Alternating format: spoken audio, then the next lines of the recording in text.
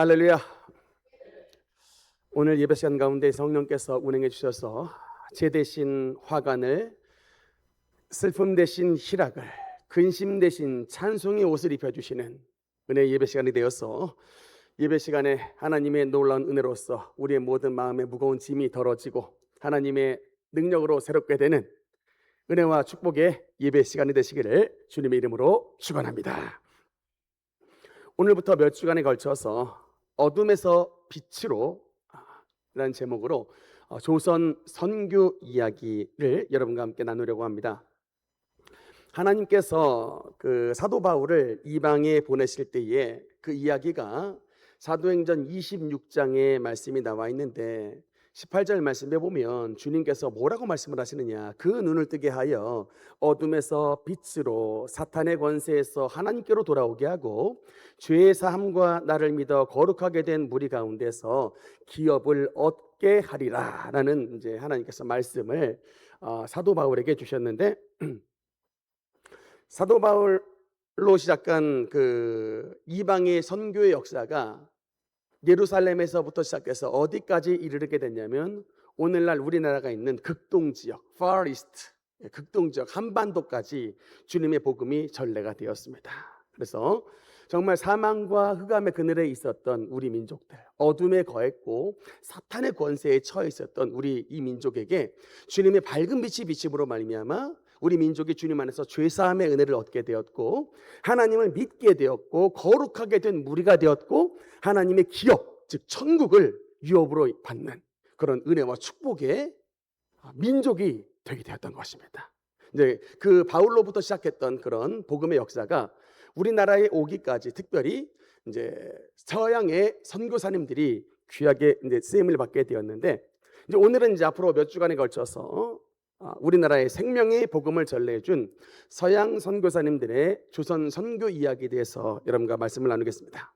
사실은 이 시리즈는 그 수요 예배 때 말씀을 나눴었는데 주일날에도 우리 성도님들이 그 말씀을 들었으면 좋겠다라고 하는 의견이 있어서 제가 주일에 하게 되었습니다. 아무쪼록 우리가 이 말씀을 나누는 동안에 하나님의 복음과 생명의 역사를 바로 알아서 우리도 그 은혜의 빚진 자로서 땅끝까지 복음을 증거하는 하나님의 사람으로 세움받는 은혜가 예배 시간 가운데 나타나게 되시기를 주님 이름으로 축원합니다. 오늘 이제 선교사님과 관련된 중요한 두 가지 자료가 있습니다. 네, 첫 번째 그림을 보면요, 사진을 보면 숭실대학교 사진이죠. 네, 혹시 숭실대학교 출신 있으십니까? 대학이든 대학원이든 숭실대학교. 네. 그리고 두 번째 사진은 제가 지난 시간에도 말씀을 드렸습니다만 부산에 있는 초량교회입니다. 여러분, 저 초량교회가 어떤 교회였냐면 6.25 전쟁이 우리나라에 일어났을 때에 바로 저 초량교회에 모여서 온 국민이 하나님 앞에서 회개 기도드리고 온 국민이 하나님의 회개를 간구하는 회개와 회복의 철야 기도를 드렸던 장소가 바로 저 초량교회인데, 저 숭실대학교와 저 초량교회를 세우시고 설립하신 분, 그분이 누구시냐? 오늘 말씀의 주인공이 바로 윌리엄 베어드입니다. 한번 따라합시다. 베어드 선교사. 베어드 선교사. 여러분, 이렇게 베어드 이름 잘 모르죠?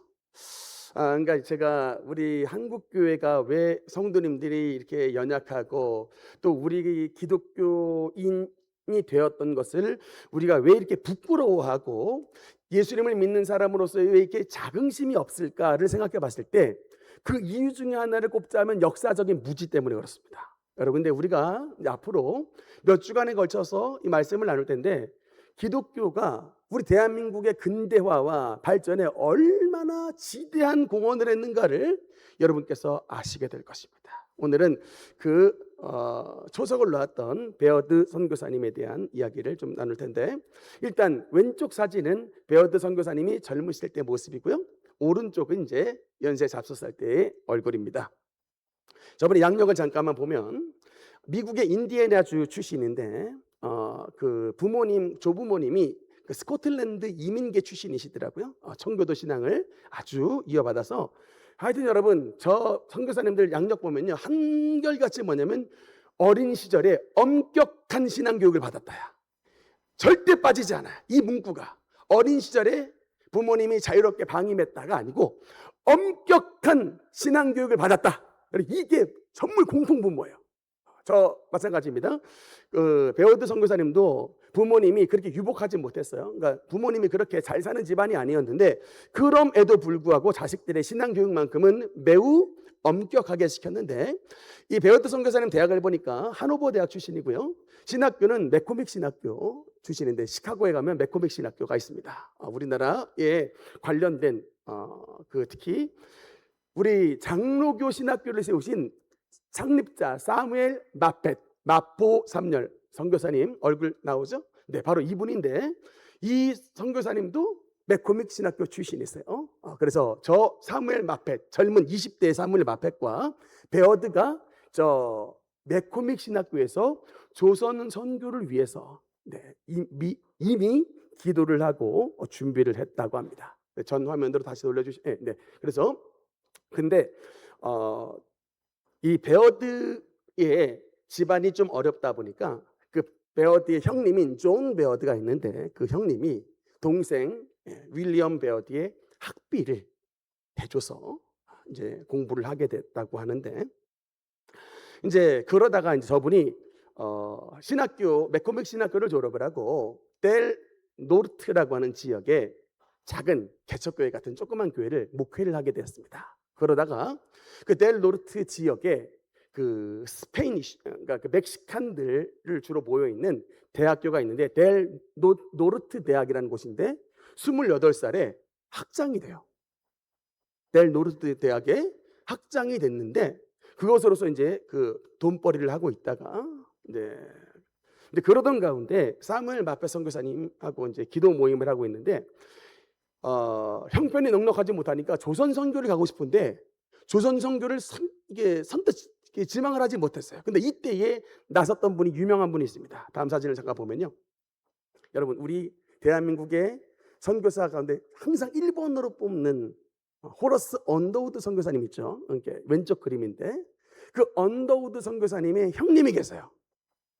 그분이 존 언더우드인데 오른쪽에 있는 머리 벗겨지신 그분인데 저분이 왜 유명하냐면요, 그 언더우드 타자기를 발명하신 분이에요. 발명가예요. 언더우드 타자기를 개발해가지고 엄청난 거부가 됐습니다. 그런데 여러분 저분이 어떤 귀중한 역할을 해주셨냐면 연세대학교 신촌 캠퍼스 30만 평의 땅을 있죠? 저 형님이 사주셨어요. 원래 여러분 조그맣다고 대학이 연희 전문 쬐끄만한 학교였다고. 근데 여러분 신촌 캠퍼스 엄청나게 크잖아요. 그 땅을 어떻게 샀느냐? 언더우드 선교사님의 형님 존 언더우드가 타자기 개발해가지고 그 수많은 돈을요 우리나라에 도네이션해서 신촌 캠퍼스 엄청난 땅이 저분이 주신 거예요. 근데 저 존 언더우드가 베어드 선교사라는 젊은 선교사가 있는데 이게 돈 때문에 선교를 잘 못 가고 있다는 소식을 듣고 내가 당신의 봉급을 주겠소 라고 나서가지고 저분 때문에 베어드 선교사님이 이제 조선 입국을 결심을 하게 되었습니다. 그래서 그 델 노르트 대학의 학장 자리를 내팽개치고 조선 선교사로 그 배에 올랐던 것이에요. 나이가 몇 살일까요? 베어드 선교사님 나이 29살에 조선 선교 배를 탔습니다. 근데 결혼한 지 1년 만에 탔어요. 사모님 얼굴 잠깐 볼까요? 애니 베어드. 한국 이름이 안엘입니다. 안엘이. 한국 이름 안엘이, 미국 이름 애니 베어드 사모님인데 28살이세요. 허니문 신혼여행을 못 가시고요. 그냥 조선 선교 오시면서 이것을 그냥 허니문으로 하면서 그냥 조선 선교 오셨던 28살, 29살 청년이 조선에 그렇게 오시게 됐는데 1891년에 우리나라 조선에 오셨습니다. 다음 사진 제가 보면요. 근데 이게 이제 부산의 여러분 해운대 정말 멋있잖아요. 근데 19세기 말에 부산항의 모습은 바로 저 모습입니다. 그리고 부산항에 가면요 이런 비석이 있습니다. 부산 기착 표지석, 알렌, 언더우드, 또 아펜젤러 선교사님의 얼굴들이 있는데 우리가 통상 알 때에 선교사님이 그 조선으로 입국하실 때 장소가 어디로 알고 있어요? 기본적으로 설교 하도 많이 들었잖아요. 제물포로 알고 있잖아요. 근데 제가 보니까 이게 어떻게 된 거 아니? 미국에서 샌프란시스코에서 출발해서 일단 일본에 먼저 도착해요. 요코하마라고 하는 도쿄 옆에 있는 요코하마항에 도착하고 그 요코하마에서 부산항으로 온 다음에 부산에서 다음 제물포로 왔다. 그래서 사람들이 다 제물포로만 아는데 사실은 선교사님들이 제일 먼저 땅에 풋프린트를 찍은 장소는 부산입니다라고 해서 부산항에 부산 기착 표지석이 저렇게 있더라고요. 네. 나중에 부산에 한번 가시면 저런 부산 표지석도 보실 수가 있습니다. 근데 이제 이 부산 다음 장면 보면 부산이요, 여러분 이제 난공불락의 부산 써 있어요. 여러분 지금도 경주도 그렇고 부산도 그렇고 뭐가 세요? 종교 교세가. 불교가 세지 않습니까? 교세가 엄청나게 불교가 세고 아주 하여튼 이게 엄청나게 한마디로 말하면 난공불락이에요. 아니 갑자기 부처님 섬겼던 사람이 하루아침에 예수님을 믿기가 쉽겠습니까? 근데 이 난공불락의 이 요새 같은 곳에 3명의 이게 초기 선교사들이 이게 이제 부산 선교의 도전장을 내밀었습니다. 맨 왼쪽 분이 누굴까요? 연동교회. 종로 5가에 가면 연동교회가 있어요. 연동교회 설립자이신 제임스 게일 선교사님이 왼쪽 분이에요. 가운데 분은 누구실까요? 우리 지난번 했었죠? 1903년 원산 대부흥의 주역이었던 토마스 하디 선교사님이 가운데였다. 여러분 근데 게일 선교사님과 하디 선교사님 다 어디 출신이세요? 토론토 의과대학 출신이세요. 의사 선생님들이 우리나라에 오셨어요. 근데 두 분이 조선의 부산에 선교의 도전장을 던졌는데 안타깝게도 이 문이 잘 열리지 않았다가 그 이후로 1891년도 오셨던 세 번째 인물이었던 베어드 선교사님이 드디어 이 조선의 부산 지역에 여러분 그 복음의 씨앗을 뿌렸는데 그때 생겨났던 교회가 어디다? 그 유명한 부산의 철양교회예요. 여러분 저 자리에서 여러분 이승만 대통령과 전쟁 났던 모든 대한민국 국민들이 대한민국 살려달라고 기도했던 대한민국의 그래서 여러분 인천 상륙 작전이 여러분 저 기도회 때문에 여러분 벌어졌다고 말씀드렸잖아요. 그 부산의 초량교회를 세워주신 분 베어드 선교사님이고 또 부산에 가면 부산 진교회라고 하는 큰 교회가 있어요. 역시 그것도 베어드 선교사님이 세우셨습니다. 여러분 특히 한 가지 더 특징이 뭐냐면 저 초량교회의 4대 담임 목사님이 있습니다. 유명하신 분이에요. 주기철 목사님 1사가고 저 주기철 목사님이 부산의 초량교회 4대 목사님이십니다. 그래서 주기철 목사님의 최고의 멘토가 누구냐라고 물어보면 윌리엄 베어드예요. 베어드 선교사님에게서 목회를 배웠고 신앙을 배운 그런 인물입니다. 이분이 부산에서 사역을 하면서 교회만 세운 게 아니고 서당을 만들었습니다. 다음 사진 볼까요? 서당을 만들었는데 이게 이제 한문 서당이에요. 차이니즈 스쿨을 1895년에 한문 서당을 만들었는데 조금 확대시켜 주세요. 왼쪽에 갓 쓰고 있는 양반. 갓 쓰고 있는 양반. 저분 누굴까요?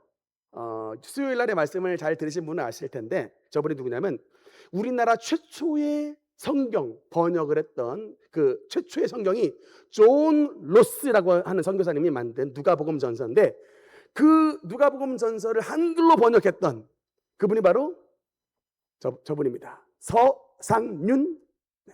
저 당시에 조사예요. 서상윤. 서 씨는 저분을 꼭 아셔야 돼. 우리 서 씨예요. 서상윤. 그리고 저 서상윤의 동생이 누구냐면 서경조. 평양에 여러분 최초의 목사 안수 받은 7인의 목사님 그 가운데에 바로 서경조라는 목사님이 계신데 바로 서상윤의 동생입니다. 그래서 서상윤이 부산에 있을 때에 베어드 선교사님과 함께 한문서당을 만들어서 조선의 학생들의 교육에도 매우 힘썼다라고 합니다. 그래서 최초 1891년에 조선에 입국하신 다음에 최초 한 5년 동안은 부산을 비롯한 경상도 지역을 선교를 하셨는데 다음 한번 볼까요? 여러분 이게 언젠가 한번 다큐멘터리를 보니까 베어드 선교사님의 발자취를 따라서예요. 선교사님이 진짜 여러분 옛날 드라마 제목 있죠? 걸어서 저 하늘까지. 정말 저 배어드 선교사님 걸어서 저 하늘까지 갈 그 각오로 온 조선 팔도를 걸어서 선교를 하셨는데, 저 부산에서 시작해가지고요, 밀양, 청도, 뭐부터 대구, 성주, 저기서 이렇게 경주까지, 저기요 부산, 그러니까 경상도 지역 최초의 선교사가 바로 배어드예요. 여러분 경상도 출신 있으세요? 여기? 사진 제가 몇 가지 준비했는데, 밀양에 가면 그 전 사진이죠. 중간에 그 청도 기독교 100주년 기념. 여러분 이게 대구와 이 청도 사이에 그 령이 하나가 있는데, 그 령의 이름이 팔조령이라고 하는 령이 있대요. 대구 달성으로과 이게 청도 사이에 팔조령이라는 장소가 있는데, 저 장소에 청도 기독교 100주년 기념비가 있는데, 누구를 기념하느냐? 배어드 선교사님이 바로 이 엄청난 고개를 넘어 이 경상도 지역 전체에 복음의 씨앗을 뿌렸습니다 라고 하는 그것을 기념하기 위해 청도 100주년 기념비가 저기 세워져 있습니다. 네, 그리고 다음 한번 보면 이렇게 비석이 써 있죠. 저 배어드 선교사님의 한국 이름이 배위량이에요. 배위량이 더 유명해. 마포 3열, 사무엘 마펫보다 마포 3열 단어가 더 유명하듯이 배어드보다 배위량이라는 단어가 더 유명해요. 배위량 선교사. 어떻게 들으면 한국 사람인 줄 아는데 그게 아니고, 한국화 되려고 영어 이름을 안 쓰고 한글 이름으로 다 바꿨다니까요. 배위량, 안에리, 이게 한글 이름으로 바꾸신 분들입니다. 그래서 평상시도 갓 쓰고 집신 신고 한국 음식을 그렇게 먹고 사셨다고 해요. 어떻게든 내가 한국 사람들하고 조선 사람들하고 똑같은 음식을 먹어야 저 사람들이 이 파란 눈의 나에게 마음을 열어서 복음을 받아들이지 않겠는가라는 마음으로 그렇게 그냥 시골 음식들 잘 드셨다고 합니다. 그 이제 아랫자락에 보면 그 이제 밀양이라는 지역이 있는데, 밀양에 세워진 교회가 무지개 전원교회라는 곳입니다. 밀양에 가면 여러분 한번 들려보세요. 왜냐하면 저 무지개 전원교회에 배어드 기념관이 있는데, 그 배어드 기념관에 들어가 보면 선교사님과 관련된 유물이 4만 점이 있답니다. 저 못 가봤어요. 이게 좀 자료 조사하다가 나왔는데, 그런데 그 안에 그 배어드 기념관에 들어가 보면 저 무지개 전원교회가 왜 생겨나게 되는 그 연유가 나와 있는데, 사실은 선교사님이 저 밀양 지역에서 복음을 그러니까 긴 시간 동안 전한 게 아니고 그냥 지나가다가 전도지 준 거예요. 근데 전도지 내용이 그냥 뭐 하나님은 당신을 사랑하십니다 이게 짧게 써 있는 게 아니라 막 삼위일체 교리가 한 3페이지에 되는 이런 긴 메시지가 있는데, 세상에 하나님이 마음을 변화시키려고 하니까 그 밀양에 살던 어떤 사람이 그 한글로 써놨죠. 물론 그것을 읽고서 전도지 받아서 자기 집을 교회로 내놨어요. 그래서 밀양에 최초의 교회가 세워지게 됐습니다. 그래서 그 교회가 발전해서 무지개 전원 교회라는 이제 밀양의 교회로 세워지게 됐습니다. 다음 사진 잠깐 보면 그 가운데에 여러분 이게 오늘 우리가 찬송가를 불렀는데, 여러분 찬송가 뭐 불렀죠 우리가? 찬송가를 387장 멀리 갔더니 불렀죠. 제가 그 찬송가 캡처해서요 동그라미를 쳐놨어요. 형광펜으로. 네, 여러분 저 형광 조금만 더 확대. 누가 지었는가 봤더니 배위량 부인이라고 써있죠. 애니 베어드입니다. 바로 다시 한번 사진 보여주시면, 사진 한번 보여주세요. 애니 베어드. 저분이 이 찬송가 멀리 갔더니 찬송가를 썼는데, 여러분 저 찬송가를 왜 쓰게 됐는가 봤더니 이제 결혼해가지고 딸을 조선 땅에서 낳았는데 2살이 채 안 된 채 딸이 죽었어요. 딸이 뇌척수염이라고 하는 질병에 걸려서 2살이 채 안 된 채 딸이 죽었습니다. 그래서 너무나도 애달파서 그 애달픈 심정을 가지고 자기 어머니께 편지글을 썼어요. 어머니, 5월 13일 주일날 아이가 보통 잠자리에 들던 그 시간에 짧은 상해가 끝나고 말았습니다. 어머니가 짜주신 흰 옷을 입히고 새 신발을 신겼습니다. 무덤을 넘어서는 소망을 갖지 못한다면 어떻게 이런 어려운 순간들을 제가 버텨낼 수 있을까요? 라고 하면서 여러분 그 편지를 어머니께 보내고 그 슬픈 마음을 담아 작사한 곡이 바로 멀리 멀리 갔더니예요. 한 곡 더 씁니다. 한 곡 더 썼습니다. 나는 갈 길 모르니. 375장에 나는 갈 길 모르니. 네. 거기도 역시 배위량 부인 써 있죠. 나는 갈 길 모르니 나를 인도하소서 어찌해야 좋을지. 여러분, 이 찬양을 베어드 부인이, 애니 베어드가 2살 난 딸내미를 하늘나라로 보내고 난 다음 그 슬픈 마음을 이기지 못해서 2곡의 찬송가를 썼어요. 그게 바로 우리 찬송가의 수록이 됐습니다. 멀리 멀리 갔더니와 나는 갈 길 모르니. 이 찬송을 썼어요. 근데 여러분, 그냥 그러고 보니까 이 미국 사람인데 한글말로 이게 찬송을 썼다는 거 보면 조선어 실력이 굉장히 대단하죠. 어느 정도로 이 조선어 실력이 대단하냐면 저분이요, 우리나라 최초의 식물학 교과서를 번역을 했습니다.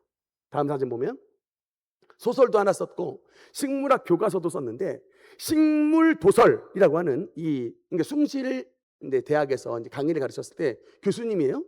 자기가 친히 식물학을 가르쳤습니다. 식물도설, 물론 미국에 있는 식물학 책을 한글로 번역한 책인데 저 정도로 굉장히 한글에 대한 뛰어난 능력을 가지고 있었고, 따라 예수 따라가네 라고 하는 한글 소설책을요, 신앙인 소설책을 애니 베어드가 한글로 소설책을 썼다고. 여러분이 영어를 배웠는데 여러분이 영어로 소설책을 쓰는 상황과 똑같은 거예요. 쓰기 쉽지 않습니다. 영어 번역하기도 어렵고 해석하기도 어려운데 나보러 소설을 쓰라고. 근데 여러분, 그거를 해냈던 인물이 애니 베어드예요. 엄청난 인물이었습니다. 네, 다음 사진 보면 여러분, 이제 그 베어드 선교사님이 5년간의 그 경상도 일대의 순회 목회를 마치고 이번 어디까지 가셨냐면, 제가 말했죠, 걸어서 저 하늘까지라고. 걸어서 원산 지나서 저 북쪽에 평양까지 가서 그분이 최초로 만드신 평양의 숭실학당을 만들었습니다. 여러분, 우리나라 최초의 대학이 어디요? 우리나라 최초 대학. 물론 이화여대를 나오신 분은 우리 이화가 1886년에 최초의 대학입니다라고 말하는데, 이화 학당은 최초의 학당 맞아요. 1886년 맞는데, 여러분, 정식으로 대학 인가를 받은 최초의, 조선 땅에서 대학 인가를 최초로 받은 학교는 평양에 있는 숭실전문이에요. 숭실전문이 우리나라 최초의 인가받은 대학입니다. 그런데 그 숭실전문이 제일 모태가 뭐냐면 바로 숭실학당인데, 그 숭실학당을 만드신 분이 바로 베어드 선교사님입니다. 그 숭실학당을 만드실 때 최초의 지원자가 60명이었다고 하는데 한 18명 정도만 받았답니다. 그러다가 이제 막 이 학당에서 여러 학생, 초등학교 학생들 막 졸업하고 막 하니까 이제 중학교 교육, 대학 교육이 필요하니까 어쨌든 이제 그 숭실 전문이라고 하는 이제 그 대학을 만들게 됐는데, 대학의 이름은 합성 숭실 대학이에요. 유니온 크리스천 컬리지라 해가지고 숭실, 진리를 진리를 높인다, 이런 의미인데, 저 학교를 만들 때에 돈이 많이 드니까 그 평양에 있었던 성도님들이 어떤 결단을 했냐면 가락지를 팔고요, 비녀를 뽑아가지고 다 기부금으로, 이제 대학 기부금으로 모으고, 그 스왈렌 선교사님이 또 기부금을 내셔가지고 이제 저 대학을 만들었다고 합니다. 그런데 그 숭실학교에 관한 한 가지 참고 자료가 있습니다. 여러분, 그 숭실대학교에는 그 1938년도에 우리나라에 있었던 일제의 신사참배를 그 이제 신사참배 굴복회 현장에서 우리 학교는 기독교 정신으로 세운 학교이기 때문에 우리는 절대로 일본 천황한테 숭배하지 않겠습니다라는 결단으로 어떤 것을 했냐면 학교를 자진 폐교를 했습니다. 학교를 없앴어요. 자진 폐교했습니다. 그래서 여러분, 이게 숭실학교는 폐교 기념일이 있어요. 지금도 있습니다. 숭실대학은 폐교 기념일이 있어요. 이게 뭐냐면 우리는 절대로 신사참배하지 않고 차라리 학교를 없애버리겠습니다 해가지고 학교를 문 닫았다고 폐교됐어요. 그러다가 1954년 4월 15일 날 한국 전쟁 이후에 그 동작구에 위치한 지금의 그 숭실대학에 이제 남한 땅에 있는 숭실대학으로 재건이 돼서 원래는 평양에 세워진 학교인데 그게 이제 우리나라 서울에 세워지게 됐습니다. 배어드 선교사님 사진 잠깐만 보여주시면 저분의 이제 말년이 어떻게 된 거 봤더니 1910년도경에 선교사님이 그 학교를 은퇴를 했습니다. 학장인데 학교를 세우신 분인데 은퇴를 했는데 1916년에 사임을 했는데 왜 사임을 했는가 봤더니 여러분 선교사님들도 인간적이라 이게 서로 이렇게 부딪히는 부분이 많아요. 이 숭실 대학을 세울 때 저분들이 이제 그 논쟁이 붙었는데 대학을 평양에 세울 것이냐 아니면 서울에 세울 것이냐에 논쟁이 붙었어요. 서로 굉장히 이제 북장로교부터 해가지고 여러 교단들의 어떤 이해 관계가 얽혔는지 평양의 최초의 대학을 세울 것이냐 서울의 최초의 대학을 세울 것이냐에 논쟁이 붙었는데 결론은 어디가 났느냐? 서울의 최초의 대학을 세우려 결론이 났어요. 그래서 세워진 대학이 어딜까요? 연희전문이에요. 연세대학교. 연세대학교인데 그러나 이제 그 논쟁에서 뒤처진 배어드 선교사님이 사실은 이게 폐교가 될 줄 알았는데 어쨌든 그 학교를 밀고 나가서 평양에도 숭실 전문 대학이 세워지고 서울에도 연희 전문이 세워지게 된 그렇게 됐지만 어쨌든 그 사건 때문에 평양 숭실 대학을 사임을 하게 되고 이제 그 이후로는 여러 가지 문서 선교 사역을 감당하시다가 1931년 69세의 나이에 장티푸스에 걸리셔서 평양에서 돌아가셨습니다. 여러분 지금 양화진 그 마포구의 양화진 묘원에 가면 배어드 이제 묘원이 있어요. 그런데 저 묘원에는 정확히 말하면 배어드 선교사님 부부는 저 묘원에 없습니다. 기념비만 있어요. 왜 그럴까? 그분의 시신이 평양에 있어요. 그 숭실대학 옛날 세웠던 그 자락 그 안에 있어요. 애니 배어드 사모님과 배어드 선교사님의 이 시신은 거기에 안치돼 있고 그러면 저기 있는 묘는 뭐냐?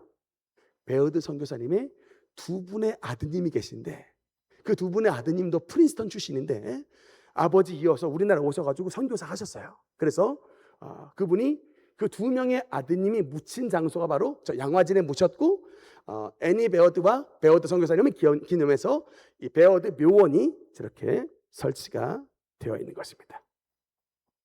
그리고 참고로 한 가지 말씀드리면 여러분 그 대구에 가면 계명대학교가 있어요. 그 계명대학교의 설립자가 누구냐면 애니 베어드 아까 여자 선교사님 애니 베어드의 오빠예요. 아담스라고 하는 그 선교사님이 계명대학과 또 대구에 있는 대구 제일교회 아주 유명한 교회입니다. 그 대구 제일교회와 계명대학을 세우신 분이 다 베어드 일가와 연관이 되신 분들이에요. 아담스가 바로 누구냐면 애니 베어드의 오빠입니다. 여러분과 이 선교사님들이 우리나라 오셔서 어떤 역할을 해주셨다고요? 좋은 대학교도 세워주시고 좋은 교회도 세워주시고 세브란스 병원과 같은 좋은 병원도 만들어주시고 우리 대한민국의 근대화에 엄청나게 앞장서 주신 분들이 바로 서양 선교사님들이다. 오늘은 이 베어드 선교사님 부부에 대한 이야기를 들었습니다. 다음 시간에 이어서 말씀을 드리겠습니다. 기도하시겠습니다.